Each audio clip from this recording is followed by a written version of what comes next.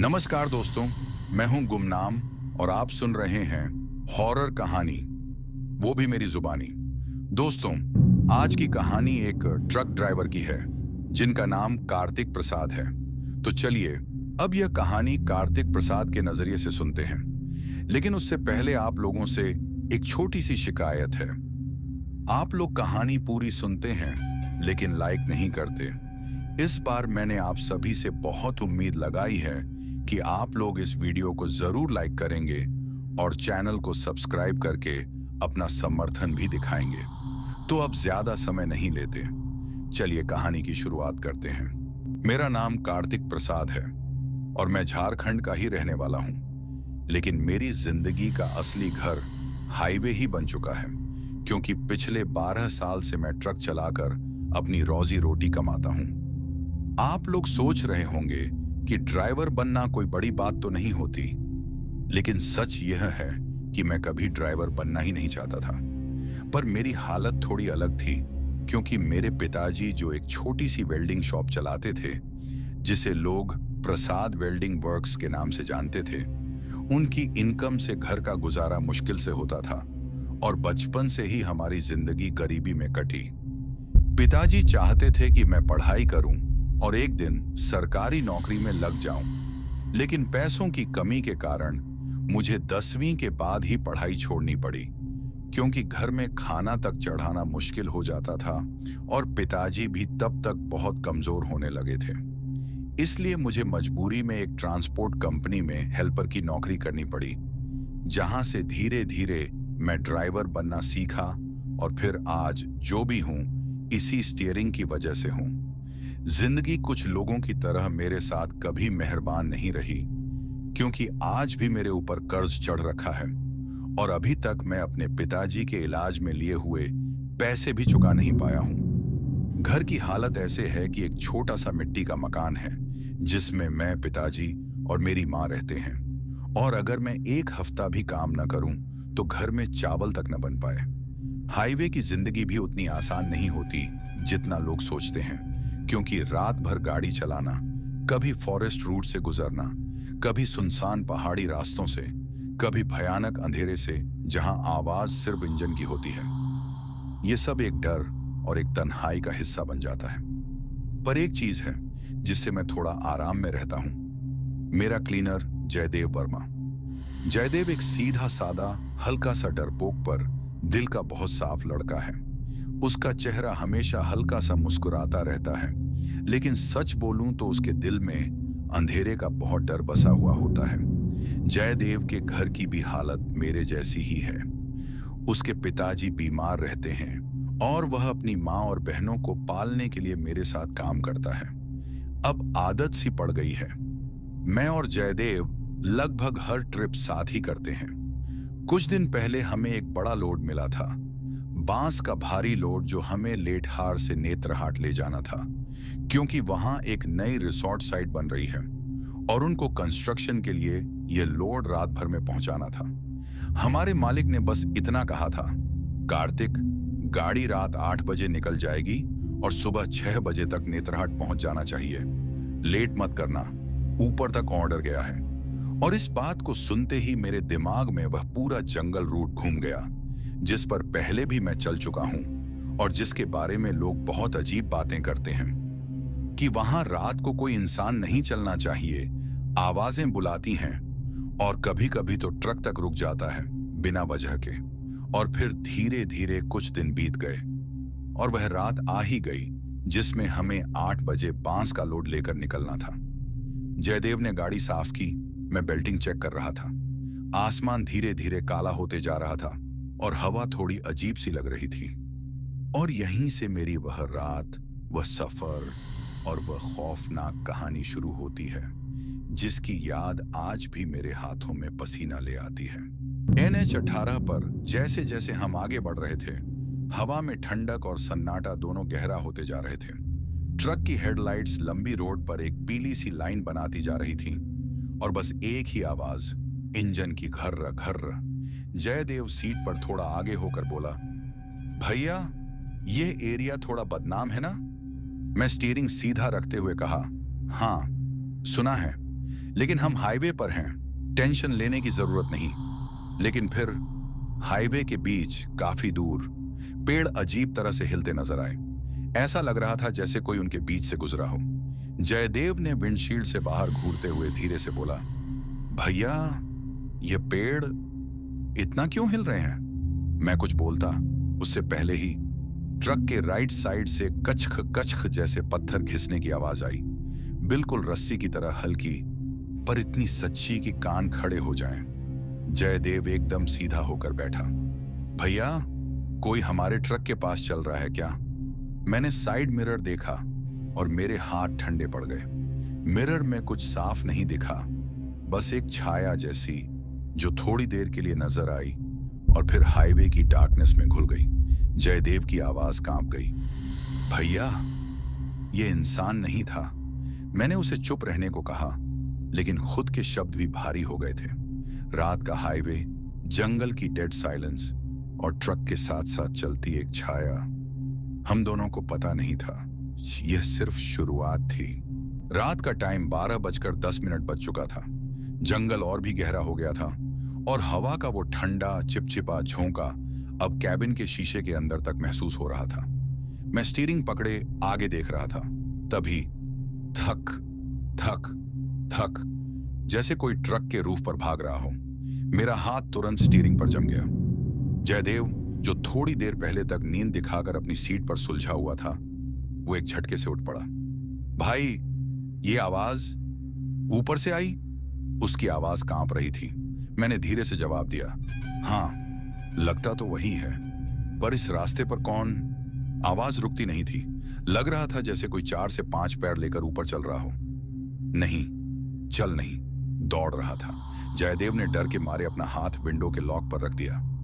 भाई ब्रेक मत मारना, रुकना मत, कहीं कुछ बैठ ना हो ऊपर। उसने यह कहा ही था कि एक और आवाज, थम।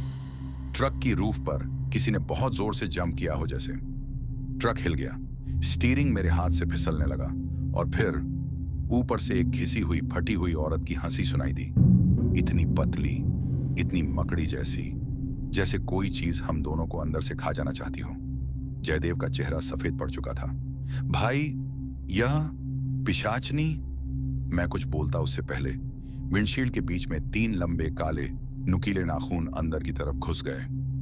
स्क्रीच, जैसे ऊपर बैठा कोई क्रीचर अपने नाखून से ग्लास को खुरचते हुए अंदर घुसने की कोशिश कर रहा हो। मैंने एक्सेलरेटर दबाया। ट्रक जोर से झटका खाकर आगे बढ़ा, पर ऊपर कोई हिला नहीं। लग रहा था वह साथ चिपक कर ही आ रही हो। हाईवे का सीधा लंबा रास्ता खत्म होते ही जंगल की सड़क शुरू होती है। दोनों तरफ घने पेड़, बीच में सिर्फ ट्रक की हेडलाइट्स का सफेद प्रकाश। और तभी जयदेव एकदम झटके से सीधा बैठ गया। कार्तिक भाई रुको रुको! मैंने ब्रेक दबाए, पर धीरे से, क्योंकि सामने कुछ था। एक औरत सफेद साड़ी में, बिल्कुल सड़क के बीच में, लंबी, पतली और बिल्कुल हिल नहीं रही थी। मैंने डर के मारे स्टीयरिंग को और कस लिया। बहन जी रात में सड़क के बीच क्या कर रही हैं? पर उसने कोई प्रतिक्रिया नहीं दी। जयदेव ने टॉर्च उठाई और खिड़की से उसकी तरफ रोशनी डाली और हम दोनों की सांसें एक पल के लिए रुक गईं। औरत का चेहरा उल्टा था, बालों के पीछे से नजर आ रहा था। जहां पेट होना चाहिए था वहां उसका चेहरा था, और जहां चेहरा होना चाहिए था वहां एक बड़ी सी काली अंधेरी गड्डी, जैसे किसी ने पूरा चेहरा घुमाकर नीचे चिपका दिया हो। उसकी गर्दन के दोनों तरफ से खर खर खर की डरावनी दरकने जैसी आवाज आ रही थी, जैसे हड्डी पलट रही हो।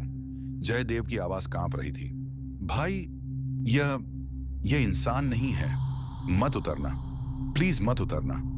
पर वह औरत धीरे धीरे उल्टी चलने लगी, पीछे की तरफ मुंह, पर पैर आगे बढ़ रहे थे।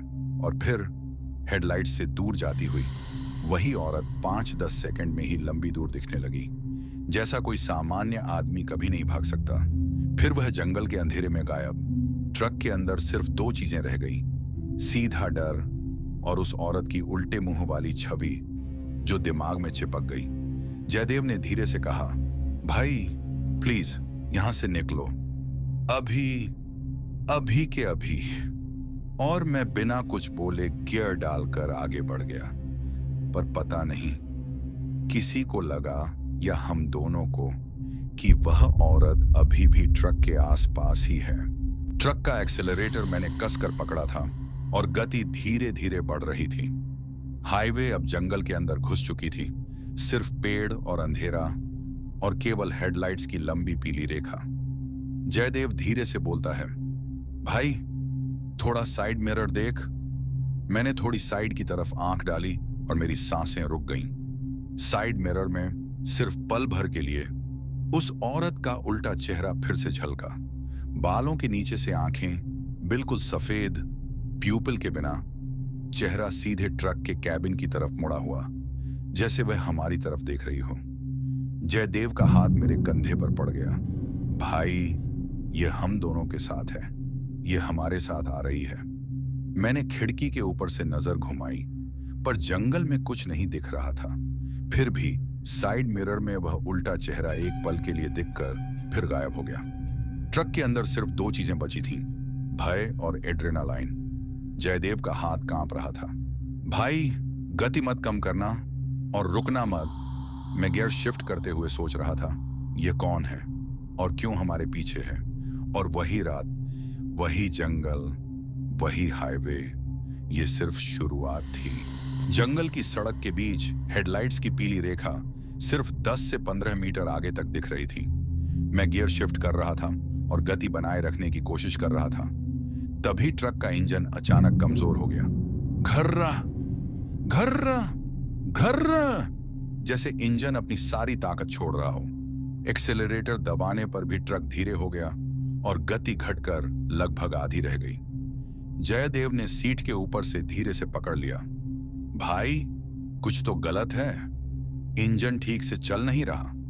मैंने स्टीयरिंग कसकर पकड़ी और हेडलाइट्स के माध्यम से सड़क देखी, पर हाईवे का यह रास्ता बिल्कुल खाली था, सिर्फ पेड़ और अंधेरा। फिर इंजन एकदम हिलते हुए खड़खड़ाहट जैसी आवाज करने लगा, जैसे किसी ने अदृश्य हाथ से फ्यूल लाइन को चाकू मार दिया हो। जयदेव का चेहरा बिल्कुल सफेद हो गया। भाई, रुकना मत, प्लीज रुकना मत। मैंने गियर और क्लच को एडजस्ट किया, लेकिन ट्रक का प्रतिक्रिया बहुत ही धीमी थी।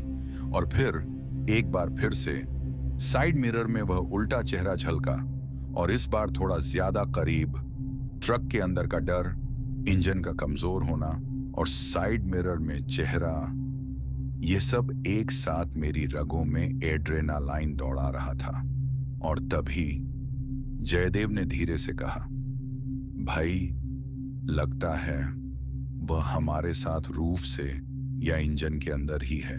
ट्रक का इंजन कमजोर हो चुका था और गति अब बहुत धीमी थी। हाईवे के बीच सिर्फ हेडलाइट्स की लंबी पीली रेखा और दोनों तरफ घने पेड़, सिर्फ अंधेरा। जयदेव अपनी सीट में बहुत डर के साथ बैठा था। मैंने उसका हाथ अपनी कंधे पर रखा। भाई, चिल कर, कुछ नहीं होगा। पर कुछ नहीं हो रहा था। टेंशन और ज्यादा बढ़ रही थी। तभी जयदेव ने चिल्लाकर कहा, भाई देख देख। मैंने साइड देखा और मेरी सांसें रुक गईं। जयदेव के साइड में सीट बेल्ट के नीचे से एक सूखा, पतला और घिसा हुआ हाथ बाहर निकल रहा था। नाखून लंबे, गंदे और काले, जैसे किसी ने अपना हाथ उसके कंधे के ऊपर फाड़कर सीट के अंदर घुसा दिया हो। जयदेव हिलकर चिल्ला गया, भाई ये कौन है? मुझे छोड़ दो। मैंने जल्दी से गियर शिफ्ट करके ट्रक को आगे बढ़ाया, पर हाथ फिर भी थोड़ी सीट बेल्ट से चिपका हुआ था, जैसे उसका पकड़ ढीला ही नहीं हो रहा हो। और साइड मिरर में वह उल्टा चेहरा झलका, और इस बार और भी करीब, जैसे वह ट्रक के अंदर घुस ही चुकी हो। जयदेव की चीख अब कैबिन में गूंज रही थी, भाई यह हमारे साथ है, यह हमारे साथ ही है। ट्रक धीमी ही सही, पर इंजन कमजोर, और हम दोनों बस अंधेरे और डर के बीच हाईवे में फंसे हुए थे। ट्रक का इंजन पहले कमजोर था, पर जैसे ही मैंने थोड़ा एक्सेलरेटर छुआ, ट्रक ने अपनी पूरी ताकत से गति पकड़ ली। पर डर और भी बढ़ गया, क्योंकि हाईवे सीधा नहीं था और ट्रक अचानक नियंत्रण से बाहर हो गया। जयदेव की चीख कैबिन में गूंज रही थी, भाई रुको, यह सड़क खत्म हो गई है। मैंने स्टीयरिंग कस कर पकड़ी और अपनी पूरी हिम्मत लगाई, पर ट्रक फिर भी जंगल की तरफ मुड़कर घने पेड़ों के बीच घुस गया। अंधेरा बहुत गहरा था, पेड़ इतने पास कि हेडलाइट्स की रोशनी भी निगल रहे थे, और जंगल के अंदर एक अजीब सी गंध और सन्नाटा था, जैसे जंगल ने अपने अंदर कुछ छुपा रखा हो। जयदेव ने अपनी सीट से घुटने पकड़ लिए। भाई, यह गलत है, यह गलत है, हम यहां नहीं चलना चाहिए। पर ब्रेक काम नहीं कर रहा था, ट्रक नियंत्रण से बाहर था, और फिर हेडलाइट्स से थोड़ी दूर एक औरत खड़ी थी, वही उल्टा चेहरा वाली, और अब वह पेड़ों के बीच से हमारी तरफ कदम बढ़ा रही थी। उसकी आंखें पूरी सफेद और प्यूपिल के बिना, और उसके लंबे बाल पेड़ों के साथ घुलकर ट्रक के सामने आ रहे थे। जयदेव का हाथ मेरे कंधे पर चिपक गया। भाई, ये हमारे साथ है, ये हमारे साथ ही है। ट्रक अब जंगल की गहरी सड़क पर, और हम दोनों सिर्फ डर, एड्रेनलिन और उस औरत की छाया के बीच फंसे हुए थे। ट्रक जंगल की गहरी सड़क पर तेज गति से जा रहा था। हेडलाइट्स सिर्फ 10 से 15 मीटर का रास्ता दिखा रही थीं, और दोनों तरफ के पेड़ों ने हाईवे को पूरी तरह निगल रखा था। और तभी ट्रक की छत पर वह औरत प्रकट हो गई। लंबी, पतली, घिसे हुए कपड़ों में, उल्टा चेहरा, पूरी सफेद आंखें और बाल हवा में लटक रहे थे। जयदेव ने हिचकिचाते हुए चीख मारी, भाई, छत पर, छत पर! मैं स्टीयरिंग कसकर पकड़कर ब्रेक दबाने की कोशिश कर रहा था, लेकिन ट्रक नियंत्रण से बाहर था, और फिर वह औरत जयदेव के ऊपर कूदने की कोशिश कर रही थी। उसकी लंबी उंगलियां जयदेव के कंधे की ओर बढ़ रही थीं, जैसे उसे पकड़कर अंदर खींचना चाहती हो। जयदेव अपनी सीट में हिलकर चिल्ला रहा था, भाई, भाई, छोड़ो, छोड़ो! मैंने अपनी पूरी ताकत से स्टीयरिंग को कंट्रोल किया। ट्रक हिल रहा था, हेडलाइट्स पेड़ों पर झिलमिला रही थीं, और उस औरत की छाया कैबिन की दीवारों और जयदेव के चेहरे पर चिपक रही थी। एक पल के लिए सब कुछ स्लो मोशन में लग रहा था। इंजन का गर्जन, जयदेव की चीख और छत से गिरती हुई छाया, यह सब एक साथ दिमाग में छप गया। और तभी अचानक जोरदार स्क्रीच, और वह औरत छत से कूदकर थोड़ी देर के लिए ट्रक के साइड से कैबिन में घुस गई। जयदेव का हाथ मेरी कंधे पर चिपक गया, और उसकी आंखें पूरी सफेद थीं, और मैं समझ रहा था, यह रात, यह जंगल, यह हाईवे अब सिर्फ शुरुआत है। ट्रक अब जंगल के अंदर घुस चुका था। पेड़ इतने पास कि हेडलाइट्स उन्हें निगल रही थीं, और तभी जयदेव के ऊपर वह औरत का हाथ चिपक गया। जयदेव अपनी सीट में हिलकर चीख रहा था, भाई, छोड़ो, छोड़ो! जैसे ही उसकी चीख गूंजती, ट्रक की हेडलाइट्स झिलमिलाने लगी, और इंजन का गर्जन सामान्य से कहीं ज्यादा बढ़ गया। कंपन कैबिन में महसूस हो रही थी, जैसे ट्रक के अंदर कोई अलौकिक ऊर्जा घूम रही हो। मैं स्टीयरिंग कसकर पकड़कर ब्रेक दबाने की कोशिश करता हूं, पर एक्सेलरेटर अब खुद ही पूरी गति पकड़ रहा था। ट्रक जैसे किसी अदृश्य शक्ति के अधीन हो गया हो। नियंत्रण हमारे हाथ में नहीं था। साइड मिरर में वह उल्टा चेहरा फिर झलका, और इस बार जोरदार ग्रीन के साथ, जैसे वह हम दोनों को अंदर खींचने की योजना बना रही हो। जयदेव का हाथ अब भी मेरे कंधे पर चिपका हुआ था, और उसकी आंखें पूरी सफेद भय से भरपूर। भाई, हम यहां से नहीं बचेंगे, ये हमारे साथ है। ट्रक का इंजन गर्जन, हेडलाइट्स का झिलमिलाना और औरत का हाथ, सब कुछ इतना तीव्र हो गया कि एड्रेनलिन का स्तर सीमा से बाहर था। और जंगल के अंधेरे में एक अचानक जोरदार स्क्रीचिंग आवाज सुनाई दी, जैसे पिशाचिनी अब हमारे कैबिन के अंदर एक पूरी तरह आ चुकी हो। ट्रक अब जंगल की गहरी सड़क पर नियंत्रण से बाहर जा रहा था। इंजन कमजोर हो गया, और जैसे ही औरत का हाथ जयदेव के ऊपर चिपका, ट्रक अचानक रुक गया। गियर शिफ्ट करने पर भी इंजन प्रतिक्रिया नहीं दे रहा था, जैसे पूरी मशीन डेड हो गई हो। हेडलाइट्स झिलमिला रही थीं, और कैबिन में सिर्फ हमिंग और जयदेव की चीख सुनाई दे रही थी। मैंने अपनी आंखें जोर से खोली और साइड मिरर देखा, और फिर हेडलाइट्स की रोशनी में पिशाचिनी का असली रूप नजर आया। उसका शरीर मिट्टी और सूट से काला, लंबे बाल जमीन तक, पैर उल्टी तरफ टेढ़े मेढ़े, और हाथ लंबे नाखून वाले। चेहरा जो पहले उल्टा और आधे शेडो में था, अब पूरी तरह साफ था। एक भूतनी, एक असली पिशाचनी। उसकी आंखें लाल, भूखी और पूरी ऊर्जा के साथ हमारी तरफ देख रही थीं। वह हंसी सिर्फ आवाज नहीं, पूरे जंगल में गूंज रही थी। और फिर कैबिन की हवा बहुत टाइट हो गई, जैसे पिशाचिनी की शक्ति पूरे ट्रक में फैल गई हो। जयदेव का हाथ मेरे कंधे पर कसकर चिपका और उसकी आंखें पूरी सफेद। भाई, यह हमारे साथ है। पूरी तरह ट्रक अब खड़ा हो गया था। इंजन डेड, हेडलाइट्स झिलमिला रही थीं और पिशाचनी का असली रूप हमारे सामने था।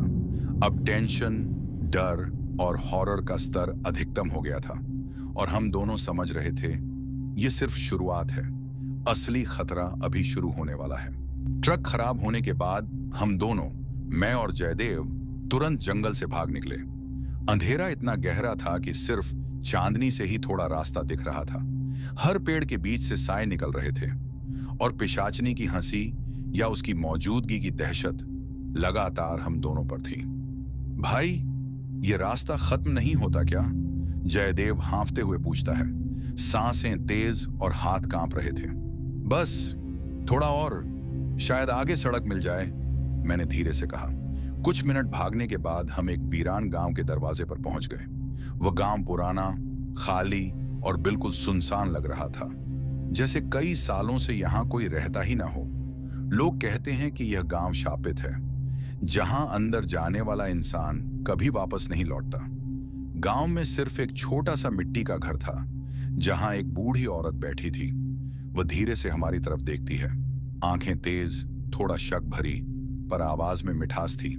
आओ बच्चों, अंदर आओ, रात बहुत ठंडी है। हम दोनों डर के मारे पल भर रुके, फिर उसकी मदद लेने का फैसला कर लिया। अंदर घुसते ही जयदेव की नजर बूढ़ी औरत के पैरों पर पड़ी और वे उल्टे थे। भाई देख, पैर! जयदेव का गला सूख गया। मैंने कुछ पल के लिए नजरअंदाज किया, पर एक अजीब सी सर्द लहर मेरे सुन्न होते बदन से गुजरी। यह सामान्य नहीं था। और फिर बूढ़ी औरत का असली रूप धीरे धीरे दिखने लगा। उसका चेहरा मिट्टी और कालिक से काला, हाथ लंबे और नाखून बेहद बड़े। पिशाचनी का पूरा रूप सामने था और एक तेज चुभती हुई चीख के साथ वह हम दोनों पर टूट पड़ी। हम घबराकर घर से बाहर भागे। बूढ़ी औरत यानी पिशाचनी उल्टे पैरों और लंबे हाथों के साथ हमारी तरफ दौड़ रही थी और गांव के अंदर हर कोने से साए और हंसी की हल्की गूंज उठने लगी, जैसे पूरा गांव जीवित होकर हमारे खिलाफ हो गया हो। जंगल और शापित गांव के बीच हम दोनों के दिमाग में सिर्फ एक ही बात थी, किसी तरह यहां से बच निकलना है, नहीं तो हम दोनों की जान नहीं बचेगी। हम दोनों गांव के एक पुराने टूटे फूटे कुएं के पास रुक गए, सिर्फ कुछ पल के लिए सांस लेने के लिए। चांदनी की हल्की रोशनी से कुएं का पानी थोड़ा सा चमक रहा था, पर चारों तरफ गहरा अंधेरा और सन्नाटा पसरा हुआ था। तभी एक अजीब सी अलौकिक आवाज और हंसी सुनाई देने लगी। शुरू में धीमी, फिर धीरे धीरे तेज गूंजती हुई, जैसे पूरा गांव जिंदा हो गया हो और हमें घूर रहा हो। जयदेव का हाथ मेरे हाथ पर कस गया। उसकी आंखें फटी हुई थीं। भाई, ये सिर्फ बूढ़ी औरत नहीं थी, पूरा गांव जिंदा है। मैंने कुछ पल के लिए कुएं के अंदर झांका और पानी में सिर्फ अपना प्रतिबिंब नहीं दिखा, बल्कि उस पिशाचिनी की लाल आंखें, उसके लंबे बाल, उसका पूरा डरावना रूप पानी की सतह पर साफ साफ दिखाई दे रहा था। ठंडी हवा में एक ऐसा एहसास हुआ जैसे कोई अनदेखा हाथ धीरे धीरे हमारी तरफ बढ़ रहा हो। और फिर वो हंसी कुएं के अंदर से लेकर पूरे आसपास में गूंजने लगी। हम दोनों समझ गए, यहां एक पल भी रुकना मतलब अपनी जान को खतरे में डालना है। जयदेव ने चिल्लाकर कहा, भाई अब बस, भागना पड़ेगा, सीधे जंगल के बाहर तक, वरना यह गांव हमें कभी जाने नहीं देगा। और हम दोनों अंधेरे जंगल के बीच दौड़ पड़े, पर हर कदम पर ऐसा लग रहा था जैसे साए हमारी तरफ बढ़ रहे हों और पिशाचिनी का असली रूप हर जगह मंडरा रहा हो। हम दोनों पिशाचिनी और गांव की अलौकिक शक्तियों से भागते हुए जंगल की गहरी सड़क पर आगे बढ़े। पेड़ों के बीच से चांदनी सिर्फ थोड़ी जगह दिखा रही थी और हर कदम पर ऐसा लग रहा था जैसे जंगल हमारी तरफ बढ़ रहा हो। तभी धीरे धीरे एक पुराना सुनसान मंदिर नजर आया। कंकड़ और जंगल के पेड़ों के बीच यह मंदिर काफी पुराना और टूटा फूटा था। दीवारों पर पुराने नक्काशी और मूर्तियां थीं, लेकिन उनकी आंखें कुछ अजीब तरह से हमारी तरफ देख रही थीं। जयदेव थोड़ी देर के लिए रुक गया, सांसें तेज। भाई, ये शायद थोड़ी सुरक्षित जगह हो सकती है, अंदर चलते हैं। मैंने धीरे से सिर हिलाया और हम दोनों मंदिर के अंदर घुसे। मंदिर के अंदर एक पुरानी बदबू और घना अंधेरा था। पीछे के दरवाजे से हल्की रोशनी आ रही थी, जो साए को और लंबा और विकृत बना रही थी। तभी हम दोनों ने देखा, मंदिर के अंदर एक भूतनी की परछाई जो पूरी दीवारों और स्तंभों में झिलमिला रही थी। उसका असली रूप नहीं दिख रहा था, पर हंसी और परछाई की हरकतों से डर का स्तर चरम पर था। जयदेव का हाथ मेरे हाथ पर कसकर चिपक गया। भाई, लगता है यह अभी भी हमारे पीछे है और यह मंदिर सुरक्षित नहीं है। मंदिर के अंदर और भी पुराने मूर्तियां, टूटे हुए प्रतिमाएं और जाले थे, पर हर जगह परछाइयों और आवाजों से जीवित लग रहा था। हम दोनों समझ गए, यह जगह अस्थायी शरण दे सकती है, पर खतरा अभी खत्म नहीं हुआ है। हम दोनों मंदिर के अंदर सावधानी से आगे बढ़ रहे थे। हर कदम पर जाले हिल रहे थे और परछाइयां स्तंभों और दीवारों के बीच से टिमटिमा रही थीं। तभी मैंने देखा एक पुराना छोटा सा लकड़ी का दरवाजा जो दीवार के पीछे आधा छिपा हुआ था। दरवाजा पूरी तरह धूल और जालों में ढका हुआ था, जैसे किसी ने जानबूझकर छिपाया हो। जयदेव धीरे से पूछता है, भाई, ये क्या है? चलो धीरे से देखते हैं। हम दोनों धीरे धीरे दरवाजे के पास गए। जैसे ही हमने कुंडी को छुआ, एक हल्की सी आवाज सुनाई दी।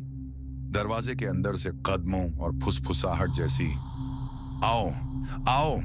और फिर कुछ सेकंड के लिए पूरा मंदिर शांत हो गया। सिर्फ हमारी सांसें और धड़कन सुनाई दे रही थी। दरवाजा धीरे धीरे खुला और अंदर का दृश्य काफी पुराना और धूल भरा, लेकिन एक अजीब सी ऊर्जा के साथ।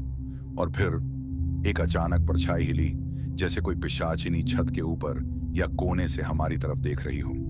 जयदेव का हाथ मेरे हाथ पर कसकर चिपक गया। भाई, लगता है यह कमरा सुरक्षित नहीं है, लेकिन हमारे पास और कोई रास्ता भी नहीं है। हम दोनों सावधानी से अंदर घुसे, लेकिन हर कदम पर फुसफुसाहट, कदमों की आवाजें और जोरदार हंसी हमारे पीछे चल रही थी। अंदर का माहौल बहुत डरावना, भारी और रोमांच से भरा हुआ था, जैसे हर दीवार और परछाई हमारी जान लेने के लिए तैयार हो। जयदेव धीरे धीरे कमरे के फर्श के एक ढीले तख्ते को छूता है और जैसे ही उसने उसे दबाया, एक चरमराने की आवाज हुई। तख्ता हिलता है और एक गुप्त तहखाने का दरवाजा खुल जाता है, जिसमें एक अंधेरी सुरंग का रास्ता दिखाई देता है। सुरंग से हल्की हवा और सीलन की गंध आ रही थी, जैसे कोई कई सालों से यहां रहा हो। और सबसे डरावनी बात, अंदर से बहुत धीमी फुसफुसाहट और कदमों की आवाजें आ रही थीं, जैसे कोई हमें अंदर खींचने की योजना बना रहा हो। जयदेव ने मुझे देखा, आंखें चौड़ी। भाई, ये सुरंग काफी पुरानी लग रही है, लेकिन यही हमारा एकमात्र रास्ता है। मैंने धीरे से सिर हिलाया और हम दोनों तहखाने के अंदर सावधानी से उतरे। हर कदम के साथ पत्थर की दीवारें और संकरी राह हमारे चारों ओर और सख्त और तंग महसूस हो रही थी। और जैसे ही हम आगे बढ़े, परछाइयां दीवारों और छत पर हिल रही थीं, मानो पिशाचिनी और शापित गांव की आत्माएं हमारे पीछे चल रही हों। जयदेव ने मेरा हाथ कसकर पकड़ लिया, सांसें तेज। भाई, लगता है ये सुरंग भी सुरक्षित नहीं है। सुन, कोई हमारे पीछे आ रहा है। और तभी सुरंग के एक मोड़ से एक परछाई तेजी से हिली और हल्की सी हंसी भी सुनाई दी, जैसे पिशाचिनी की पूरी मौजूदगी हमारे आसपास महसूस हो रही हो। हम दोनों सुरंग में सावधानी से आगे बढ़ रहे थे। दीवारों पर परछाइयां टिमटिमा रही थीं और पिशाचिनी की हंसी और फुसफुसाहट हर कदम पर सुनाई दे रही थी।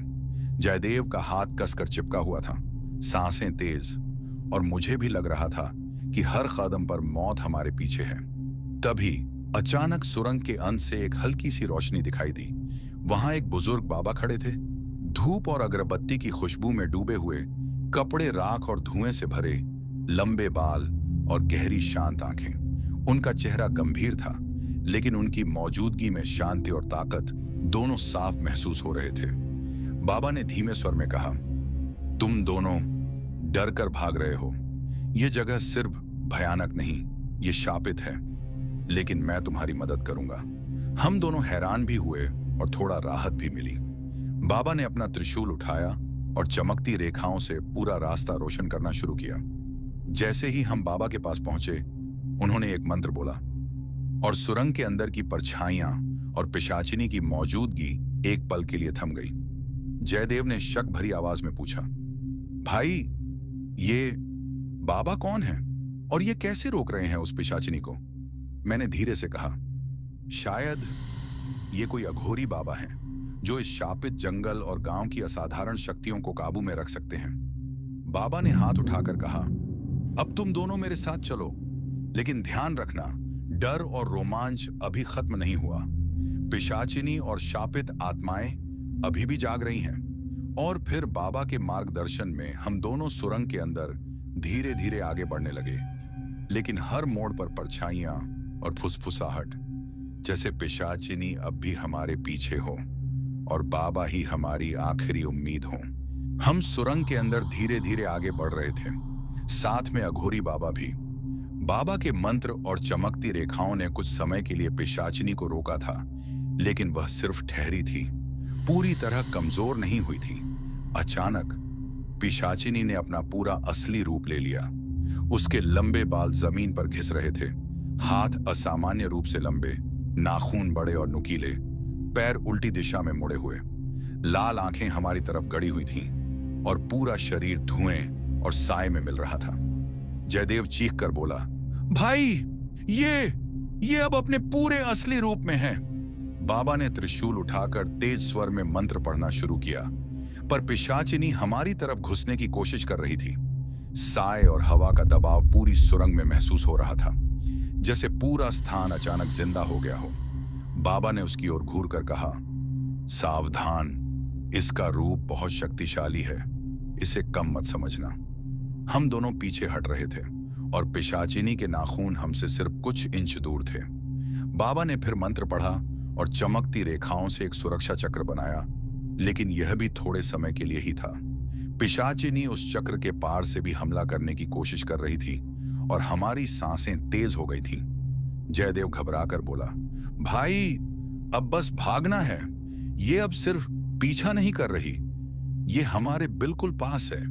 और इसी तनाव में हम तेजी से सुरंग के अंदर अघोरी बाबा के मार्गदर्शन में आगे बढ़ने लगे, लेकिन पिशाचिनी का साया हर कदम पर हमारा पीछा कर रहा था। बाबा ने त्रिशूल उठाकर पुराने मंत्र पढ़ना शुरू किया।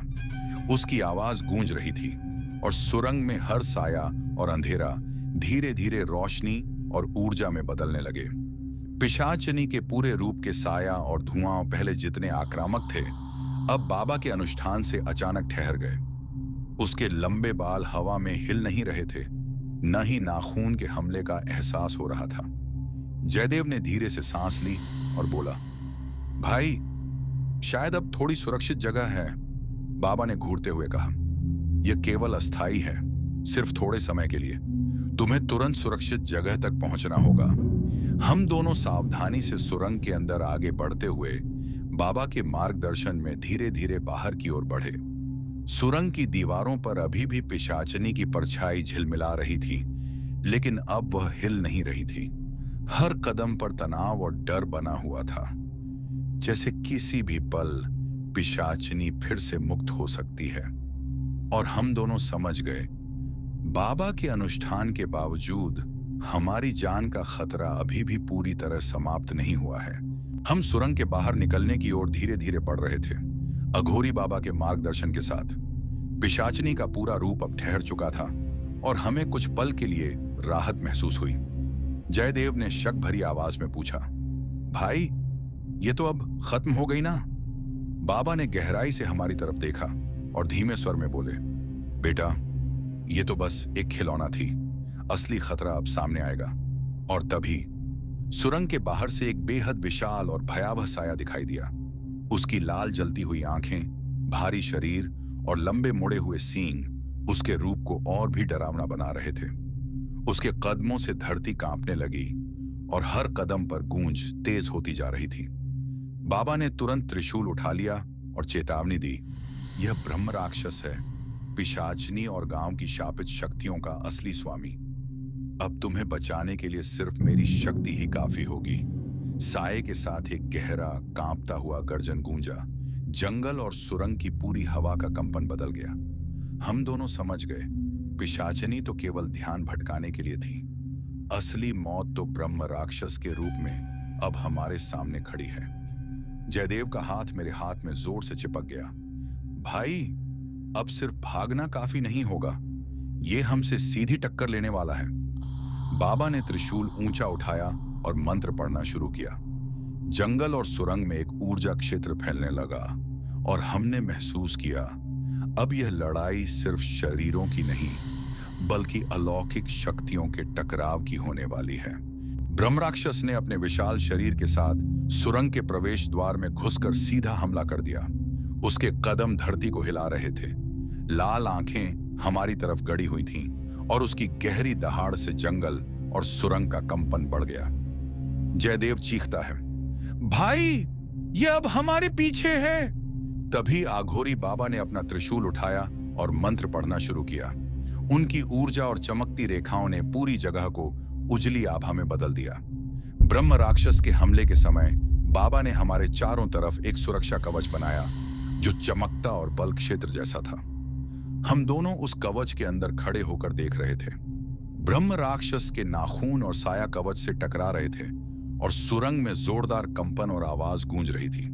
जयदेव ने हाथ कसकर पकड़ते हुए कहा, भाई, बाबा ने हमें बचाया, पर यह सिर्फ अस्थाई है। यह कवच कभी भी गायब हो सकता है। बाबा ने शांत और शक्तिशाली स्वर में कहा, तुम दोनों मेरे साथ हो, लेकिन ध्यान रखना, यह लड़ाई अब सिर्फ शुरू हुई है। ब्रह्म राक्षस और पिशाचनी दोनों मिलकर हमला करेंगे और हम दोनों ने महसूस किया, खतरा अभी पूरी तरह खत्म नहीं हुआ है और असली युद्ध अभी शुरू होने वाला है। ब्रह्म राक्षस अपनी पूरी क्रोध में हमला कर रहा था। बाबा ने अपना सुरक्षा कवच और मंत्र लगाया, लेकिन ब्रह्म राक्षस की शक्ति इतनी जोरदार थी कि कवच में दरारें पड़ने लगीं। जयदेव चीखता है, भाई, बाबा, कुछ हो रहा है। ब्रह्म राक्षस ने एक विशाल छलांग लगाई और बाबा के ऊपर सीधा हमला कर दिया। त्रिशूल और चमकती रेखाओं के बावजूद बाबा का संतुलन टूट गया। एक जोरदार धमाके के साथ बाबा गिर गए और ब्रह्म राक्षस ने उनका नियंत्रण तोड़ दिया। बाबा की आंखें बंद हो गईं और उनका मंत्र रुक गया। हम दोनों समझ गए, बाबा अब नहीं रहे। जयदेव फिर से चीखता है, भाई, अब हम क्या करेंगे? बाबा को मार दिया। ब्रह्म राक्षस हमारी तरफ घूर रहा था और अब कार्तिक और जयदेव दोनों के लिए खतरा और भी बड़ा हो गया था। पिशाचिनी का साया भी ब्रह्म राक्षस के साथ तालमेल बना रहा था और हर रास्ता जालों से भरा हुआ लग रहा था। जयदेव ने हाथ कसकर पकड़ते हुए कहा, भाई, अब बस हमारी ही जान बचानी है और इस जंगल से बचकर निकलना है। और हम दोनों बाबा की मृत्यु के बाद पूरी डर और सस्पेंस के साथ सुरंग और गांव से बचने की कोशिश करने लगे। सुरंग के अंदर हम दोनों तेजी से आगे बढ़ रहे थे और ब्रह्म राक्षस हमारे पीछे आता जा रहा था। उसकी लाल आंखें और विशाल शरीर हर कदम पर हम पर दबाव डाल रहे थे। जयदेव धीरे से मुझे देखता है और बोलता है, भाई, एक योजना है, जोखिम भरी है, पर शायद हमारी जान बच सकती है। मैं हैरानी से पूछता हूं, क्या योजना है? जयदेव ने सुरंग के एक संकीर्ण साइड रास्ते की ओर, पुराने मलबे और ढीले पत्थरों की तरफ इशारा किया। मैं ब्रह्म राक्षस का ध्यान खींचता हूं, तुम साइड से भागकर बच निकलने की कोशिश करो। मैं धीरे से सिर हिलाकर तैयार हो गया। जयदेव ने अपनी आवाज और अचानक हिलने डुलने की चाल से ब्रह्म राक्षस का ध्यान खींचना शुरू किया। उसने कुछ मलबा उठाया और शोर मचाया और ब्रह्म राक्षस तुरंत उसकी तरफ घूर गया। मैं धीरे धीरे साइड से आगे बढ़ रहा था। दिल जोर जोर से धड़क रहा था और हर कदम पर ऐसा लग रहा था कि ब्रह्म राक्षस मुझे पकड़ ही लेगा। जयदेव ने फिर एक और जोखिम भरा कदम उठाया। एक छोटी आग की चमक जैसी चमक बनाई जो सुरंग में चमकी और ब्रह्म राक्षस को भ्रमित कर दिया। उस पल में हम दोनों थोड़ी दूरी बनाने में सफल हो गए। जयदेव की जोखिम भरी ध्यान भटकाने की चाल सफल हो गई और हमने कुछ दूरी बना ली। लेकिन सुरंग के बाहर जैसे ही हम पहुंचे, ब्रह्म राक्षस अपनी पूरी शक्ति में सामने आ गया। उसके विशाल सींग और लाल आंखें हमारी तरफ घूर रही थीं। उसके शरीर के साथ छायाएं और धुआं लगातार झिलमिला रहे थे, जैसे पूरा जंगल और सुरंग उसके नियंत्रण में हो। जयदेव फिर से चीखता है, भाई, ये अब हमारे पीछे ही नहीं, ये सामने आ गया है। मैं दिल कसकर बोलता हूं, हमें भागना होगा और सोच समझकर अगला कदम उठाना होगा। ब्रह्म राक्षस एक जोरदार दहाड़ के साथ हमला करता है और हर कदम पर धरती कांप रही थी। पिशाचनी का साया भी ब्रह्म राक्षस के साथ तालमेल बना रहा था और हमारी जिंदगी का परख और भी कठिन हो गया। जयदेव धीरे से कहता है, भाई, बाबा के बिना अब सिर्फ हमारी सोच और प्रतिक्रिया ही हमारी जान बचा सकती है। और हमने तय किया कि अगला कदम या तो जोखिम भरा भागने का होगा या फिर किसी अलौकिक सहायता का इंतजार करना पड़ेगा। सुरंग के बाहर हमारा दिल जोर जोर से धड़क रहा था। ब्रह्म राक्षस अपनी पूरी शक्ति में हमारी तरफ बढ़ रहा था और उसकी लाल आंखें और विशाल साया हर कदम पर डर पैदा कर रहे थे। जयदेव फिर से चीखता है, भाई, ट्रक के पास, जल्दी। हम दोनों तेजी से जंगल के घने रास्ते से दौड़कर ट्रक तक पहुंचे। ट्रक थोड़ा दूर था, लेकिन इंजन स्टार्ट करना अब हमारी जान बचाने का एकमात्र मौका था। मैं तुरंत सीट पर बैठा और इंजन स्टार्ट किया। स्टार्ट हो गया। जयदेव, गियर में डालो और निकलो। जयदेव ने गियर बदला और ट्रक धीरे धीरे चलने लगा। जंगल की छायाएं और ब्रह्म राक्षस की दहाड़ अब भी हमारे पीछे गूंज रही थी। ब्रह्म राक्षस ने अपना विशाल रूप लेकर ट्रक का पीछा करना शुरू कर दिया। हर कदम पर धरती कांप रही थी और पेड़ों की डालें ट्रक के ऊपर से झूल रही थीं। जयदेव चीखता है, भाई, अब यह सिर्फ गति और रणनीति पर निर्भर है, इससे बचना मुश्किल है। ट्रक की गति धीरे धीरे बढ़ रही थी और हम दोनों जंगल से बाहर निकलने की कोशिश कर रहे थे। पिशाचनी का साया अब ब्रह्म राक्षस के साथ तालमेल बनाकर हमारे पीछे था और हमारी जान अब एक हाई ऑक्टेन पीछा में बदल चुकी थी। हम जंगल से निकलकर एक संकीर्ण पुल के पास पहुंचे। पुल पुराना और डगमगाता हुआ लग रहा था और दोनों तरफ नीचे गहरा पानी और पत्थर दिखाई दे रहे थे। जयदेव चीखता है, भाई, ये पुल खतरनाक लग रहा है। ब्रह्म राक्षस पीछे है। ट्रक धीरे धीरे पुल पर प्रवेश करता है और हर कदम पर लकड़ी और धातु की चरमराहट हमारे नर्व्स को और तंग कर रही थी। ब्रह्म राक्षस अपनी पूरी शक्ति में पुल के प्रवेश पर घूर रहा था और उसकी दहाड़ पुल और आसपास के पेड़ों में गूंज रही थी। मैं धीरे से एक्सीलेटर दबाता हूं और ट्रक धीरे धीरे पुल के बीच तक पहुंचा। जयदेव ने कसकर पकड़ बनाई और बोला, भाई, सावधान, यह पुल और ब्रह्म राक्षस दोनों ही खतरनाक हैं। ब्रह्म राक्षस अपना विशाल शरीर पुल के प्रवेश पर रखता है और हमारे रास्ते को रोक रहा था। हर कदम पर पुल की लकड़ी की आवाज और ब्रह्म राक्षस की गरज का गूंज सस्पेंस और तनाव को दुगना कर रहा था।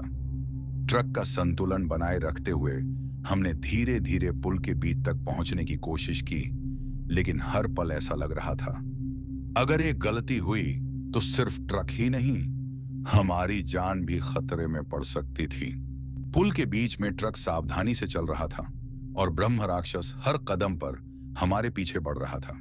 जयदेव धीरे से कहता है, भाई, एक विचार है, जोखिम भरा है, पर शायद काम कर जाए। उसने पुल के किनारे से ढीले पत्थर और मलबा उठाए और उन्हें ब्रह्म राक्षस की दिशा में फेंकना शुरू किया। ब्रह्म राक्षस ने शुरू में इसे अनदेखा किया, लेकिन जैसे ही पत्थर उसके पैरों के नीचे गिरे, उसका संतुलन बिगड़ने लगा। मैं ट्रक का एक्सीलेटर धीरे से दबाता हूं और पुल के बीच से धीरे धीरे पार करने की कोशिश करता हूं। जयदेव लगातार पत्थरों और मलबे का इस्तेमाल कर रहा था और ब्रह्म राक्षस को परेशान कर रहा था। उसके विशाल सींग और साया डगमगा रहे थे और उसकी दहाड़ नाराज और आक्रामक लग रही थी। पुल के अंत तक पहुंचते पहुंचते हमने आखिरकार थोड़ी दूरी बना ली। जयदेव के हाथ कसकर पकड़े हुए थे और बोला, भाई, लगता है काम हो गया, लेकिन यह सिर्फ अस्थाई है। अभी भी हमें पूरी तरह सुरक्षित नहीं मानना चाहिए। ट्रक ने पुल को सफलतापूर्वक पार कर लिया और हम धीरे धीरे हाईवे की दिशा में बढ़ रहे थे। लेकिन ब्रह्म राक्षस का साया और दहाड़ अब भी हमारे पीछे गूंज रही थी। ट्रक पुल पार करके हाईवे की ओर तेज गति से बढ़ रहा था। ब्रह्म राक्षस का साया और दहाड़ अब भी पीछे गूंज रही थी, लेकिन हमारी उम्मीद अब थोड़ी ज्यादा थी। जयदेव ने कहा, भाई देखो, ट्रक स्टॉप नजर आ रहा है, शायद वहां मदद मिल जाए। हमने सावधानी से ट्रक को धीमा किया और एक सड़क किनारे ट्रक स्टॉप डकशाउन पेट्रोल पंप पर पहुंचे। वहां के लोग शुरू में हैरान रह गए, क्योंकि हमारी हालत और ट्रक का रूप ही काफी असामान्य लग रहा था। लेकिन जैसे ही हमने स्थिति बताई, पेट्रोल पंप के लोग समझ गए और तुरंत मदद करने लगे। लोगों ने ट्रक को सुरक्षित जगह पर पार्क कराया, ईंधन और बेसिक रिपेयर में मदद की और सुरक्षित माहौल प्रदान किया। ब्रह्म राक्षस का साया हाईवे के दूरस्थ हिस्से में अब भी मंडरा रहा था, लेकिन हाईवे की रोशनी और लोगों की मौजूदगी ने उसे अस्थायी रूप से परेशान कर दिया। जयदेव ने सांस छोड़ते हुए कहा, भाई लगता है आखिरकार हम बच गए। जंगल और उसके अलौकिक हॉरर्स से मैंने भी हाथ कसकर पकड़ा और कहा, हाँ, बाबा की मार्गदर्शन, तुम्हारी तेज सोच और इन लोगों की मदद से हम बच गए। और इसी के साथ हम दोनों ने ट्रक स्टार्ट किया और हाईवे पर सुरक्षित मार्ग की ओर बढ़े, जंगल और ब्रह्मराक्षस के हॉरर्स को पीछे छोड़ते हुए। पिशाचिनी सिर्फ ध्यान भटकाने वाला था, ब्रह्म राक्षस असली खतरा था और आघोरी बाबा ने हमें अस्थायी रूप से मार्गदर्शन दिया।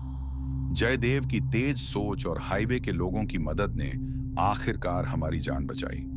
हम दोनों ने महसूस किया, कभी कभी बचाव सिर्फ साहस और तेज निर्णयों पर निर्भर करता है और उम्मीद को कभी नहीं छोड़ना चाहिए। तो मेरे प्यारे दोस्तों, आज की ये डरावनी और सच्ची कहानी खत्म होती है, लेकिन मैं इस चैनल में आप लोगों के लिए हर दिन एक अनोखी और सच्ची ट्रक ड्राइवर की आप बीती और कहानी लेकर आता हूं। लेकिन आप लोगों से मेरी एक रिक्वेस्ट है, प्लीज हमें सपोर्ट करने के लिए हमारे इस वीडियो को लाइक करके चैनल को सब्सक्राइब कर लीजिए। और अगर आप भी अपना नाम नेक्स्ट वीडियो में अनाउंस करवाना चाहते हो तो इस वीडियो के कमेंट सेक्शन में अपना नाम लिख दीजिए। और हम लोग मिलते हैं नेक्स्ट वीडियो में एक नए और डरावनी कहानी के साथ। तब तक अलविदा।